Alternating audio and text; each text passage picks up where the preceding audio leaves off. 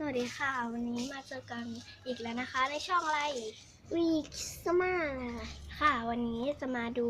น้องหมาในแต่ละตัวจะเป็นยังไงไปดูกันเลยมาดูกันอันนี้คือตัวที่หนึ่งนี่นั่นเอง